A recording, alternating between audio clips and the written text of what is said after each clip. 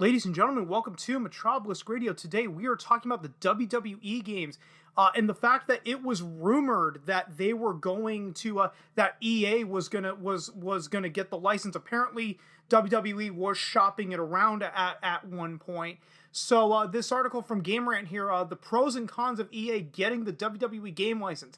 The WWE license is rumored to be heading to publisher EA, but with its inconsistent reputation, there are many pros and cons to consider, and I do agree. But before we go any further, guys, just remember that at least one of my videos every week will not be coming to the YouTube channel. They will only be coming to my BitChute, Odyssey, and Rumble channels. So if you're watching this on YouTube and you have not started following me on at least one of those three alternative sites, the links are in the description down below. Anyway, guys, let's tear right into this.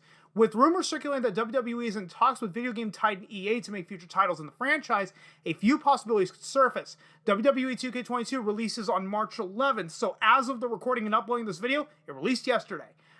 Developed by Visual Concepts, but subsequent releases may not stay under the 2K banner.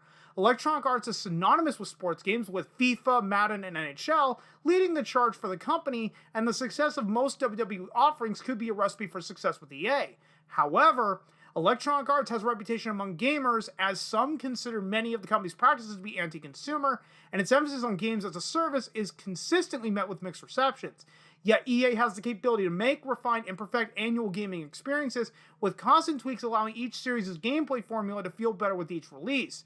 Should future WWE games be developed or published by Electronic Arts, there are a handful of potential benefits and a number of disadvantages that could rise. So first, let's look at the pros of working with EA.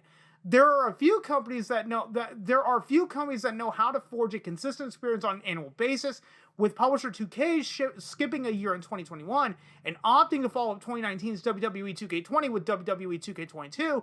Time will tell if the wait has been worthwhile. EA has managed to stick to a yearly release for many of its licenses, with only minor blemishes on each new offering beyond overall homogeneity. Electronic Arts has the opportunity to bring stability to a franchise that has struggled to find its footing in recent years, even after a decade of quality. And believe me, we'll get back to this by the end. I'm not ignoring it. I just don't want to get a little ahead of myself.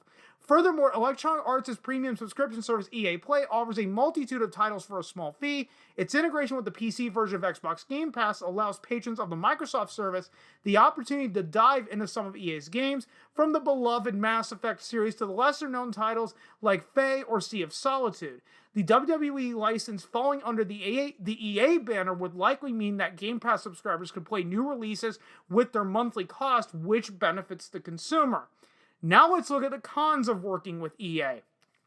EA's online servers have been inconsistent for what feels like years, and with much of the enjoyment in WWE 2K titles coming from online competition, time will tell if the servers are stable enough to keep the fun going. Servers are shared between EA franchises, and the high user count of FIFA or Madden means there's a chance that future EA WWE titles will suffer. The corporate practices of Electronic Arts have been under scrutiny as well, including the glut of microtransactions that plagued much of the PS4 and Xbox One generation. But to be fair, these microtransactions in WWE games are present in the 2K series with the VC or the virtual currency that you have to grind to earn, or you can buy it for real world money to unlock all of the superstars and arenas that they hid behind these bullshit microtransactions. The company has responded to backlash in seeming efforts to become more user-friendly, like removing loot boxes from Star Wars Battlefront 2 or launching the indie-focused EA Originals. But here's the thing, though. Would they have removed the loot boxes from Battlefront 2 had Disney probably not stepped in and told them to remove it? Because I guarantee goddamn to you that's what happened at the time. Now, again, this is all speculation, but you had such a strong backlash against Battlefront 2. All of a sudden, Disney's going to start re-examining, do we need to keep our exclusive, our exclusive Star Wars license with EA, or do we need to shop it around? So maybe they only pulled the loot boxes from Battlefront 2 because maybe behind the scenes, Disney was threatening to pull their exclusivity, which they've already done at this point. But to many, the product is tainted by the company's crooked reputation.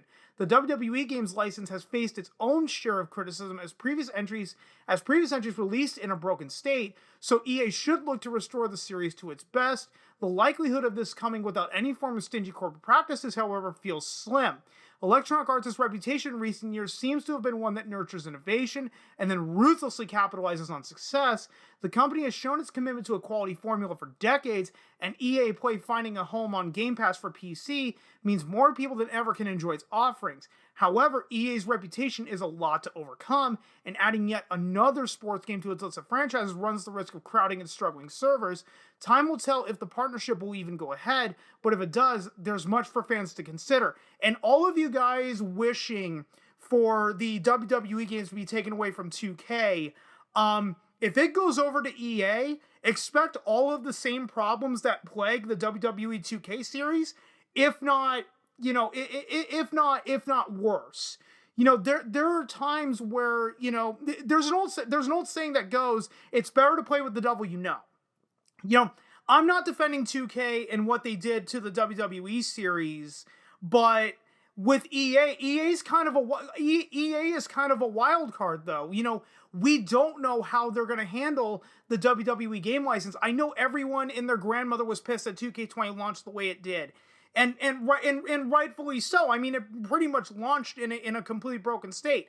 Have not played WWE 2K22 yet. Like I said, as of the recording and uploading of this video, that game just came out the day before. So, and I haven't even seen reviews of it. So time will tell if WWE 2K22 even restores the reputation. All I'm saying is sometimes it's better to play with the devil you know than to go with a new devil, and you don't know what the new devil is really up to, what their intentions are. And guys, that's pretty much all I got for you. If you stuck around this long, thanks so much for doing so. And if you've been following me long enough, you know I'm terrible at ending these videos. So I'll just see you guys next time.